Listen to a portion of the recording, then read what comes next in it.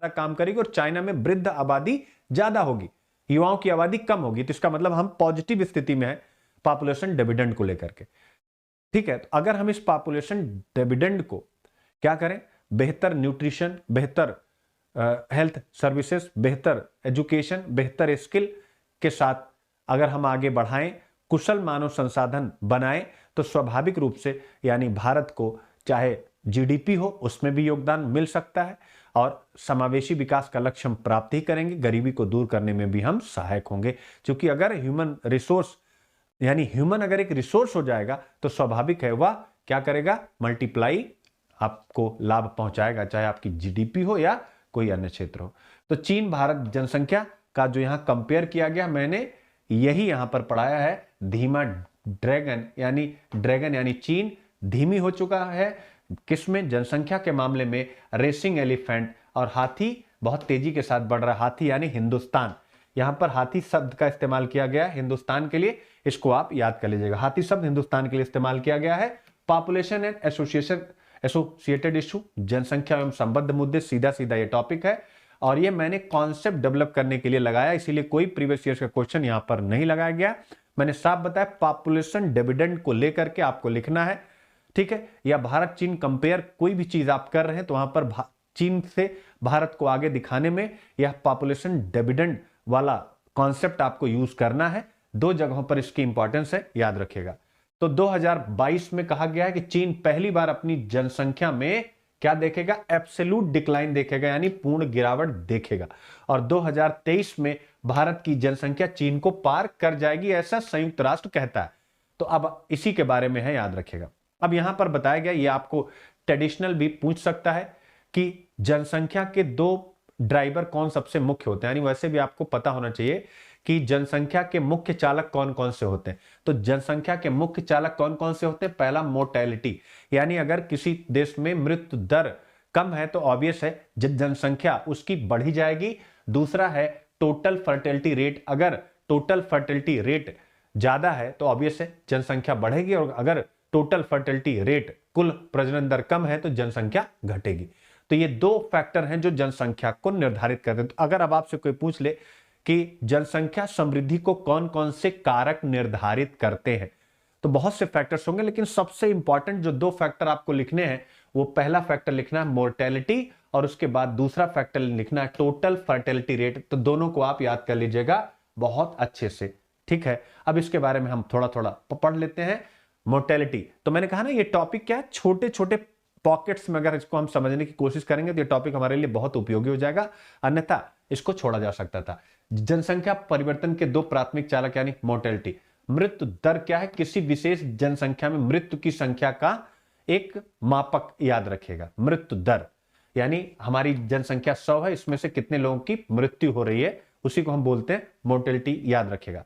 अब आता है मोर्टेलिटी रेट में जो वृद्धि होती है वह किस चीज पर डिपेंड करती है, यानी अगर एजुकेशन अच्छा है, पब्लिक हेल्थ अच्छा है, वैक्सीनेशन अच्छा है, अगर आप सभी लोगों की भोजन तक पहुंच है, सभी लोगों की चिकित्सा देखभाल तक पहुंच है, सभी लोगों की सुरक्षित पेयजल और स्वच्छता तक पहुंच है, तो स्वाभाविक है मृत्यु दर घटती है। तो मृत्यु दर क्यों घटती है ये पॉइंट आपको पता होना चाहिए, ये सारे पॉइंट बताए गए हैं मृत्यु दर घटने के, याद रखिएगा, ठीक है ना।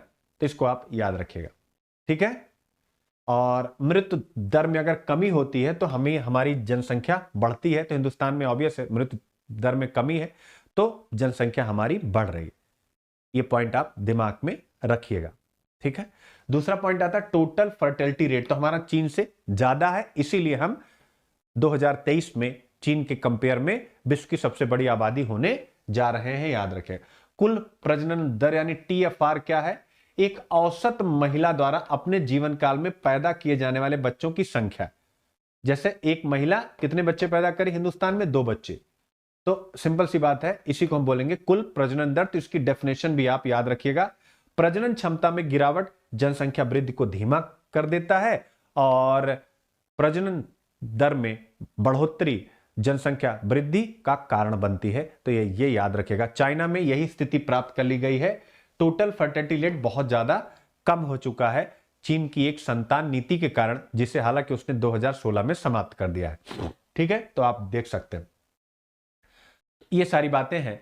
1950 में जो टोटल फर्टिलिटी रेट था वो बताया गया है, भारत और चीन का कंपेयर किया गया। चीन का 5.8 था और भारत का 5.7 था, याद रखिए।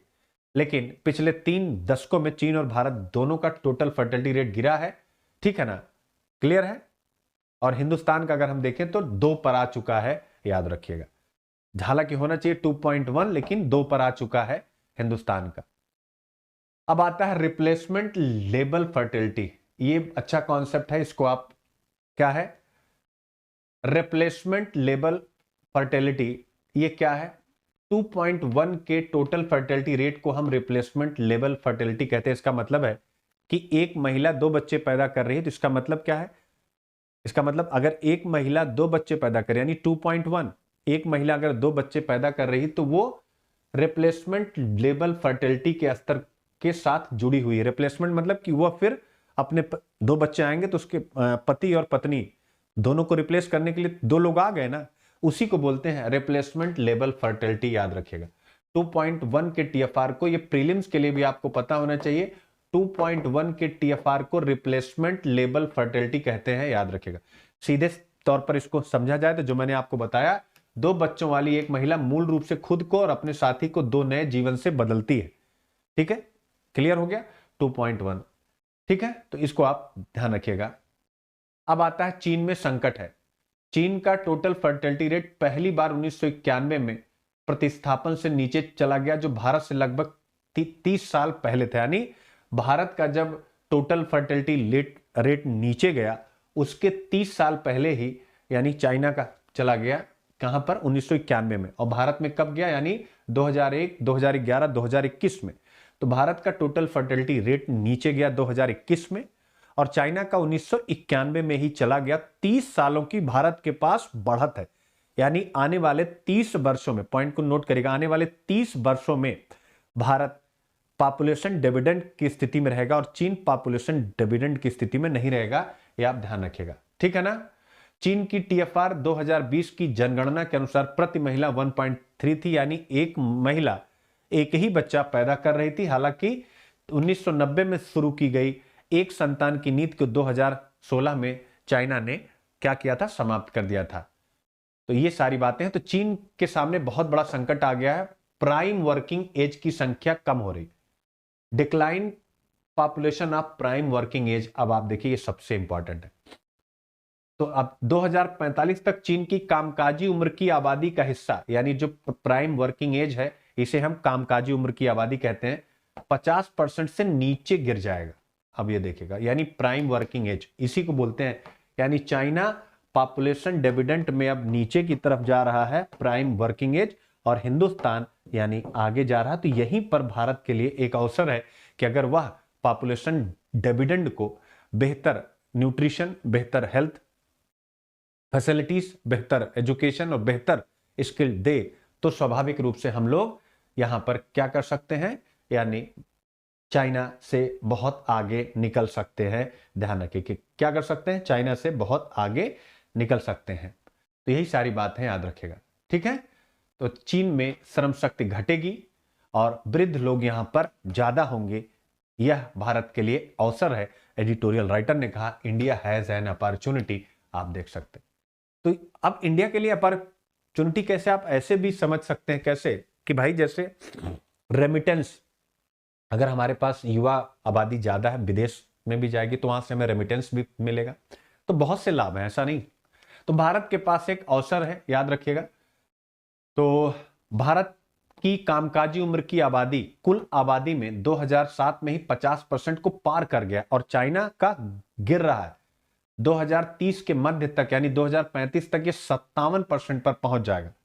तो आप, भारत के पास जनसांख्यिकीय लाभांश है, आप देख सकते हैं, यानी 2050 तक भारत के पास जनसांख्यिकीय लाभांश है। अगर भारत जो काम मैंने आपको बताया वही करता है, तो कहीं ना कहीं भारत बेहतर ढंग से अपने ह्यूमन रिसोर्स के माध्यम से अपनी जीडीपी को बढ़ा सकता है। यही कॉन्सेप्ट मुझे आपको बढ़ाना था, याद रखिए। बाकी कुछ मत पढ़िएगा, बाकी कुछ मत पढ़िएगा, यही कहा गया है। और जो उसमें कि मतलब आबादी हमारी बढ़ रही है, कामकाजी उम्र की आबादी बढ़ी है, मतलब जो कामकाजी उम्र के लोग हैं उनकी आबादी बढ़ रही है, तो ऐसे में हमें एग्रीकल्चर क्षेत्र से बाहर इंडस्ट्रियल सेक्टर में मैन्युफैक्चरिंग पर विशेष फोकस करना चाहिए, जिससे हम कृषि क्षेत्र में जो रोजगार प्राप्त करने की कोशिश कर रहे हैं उनको हम कृषि क्षेत्र से निकाल करके अन्य क्षेत्रों में लगा सके। सिंपल सी बात है। लेकिन मेरा इस एडिटोरियल को पढ़ाने का एकमात्र उद्देश्य था, जो आप लोगों को मैं पता नहीं समझा पाया कि नहीं, आप लोग एक बार कमेंट करके बताएं। समझ गए तो सभी लोग लिखिए यस। मेरा उद्देश्य यही था कि चाइना के कंपेयर में इंडिया को पॉपुलेशन डिविडेंड एक अपॉर्चुनिटी के रूप में लेते हुए दिखाना, और दूसरा था कि यानी अगर इस पॉपुलेशन डिविडेंड को हम यानी ह्यूमन रिसोर्स के रूप में कन्वर्ट कर दें तो भारत में गरीबी एवं भूख, यानी जो आपका सिलेबस है समावेशी विकास, सब प्राप्त किया जा सकता है।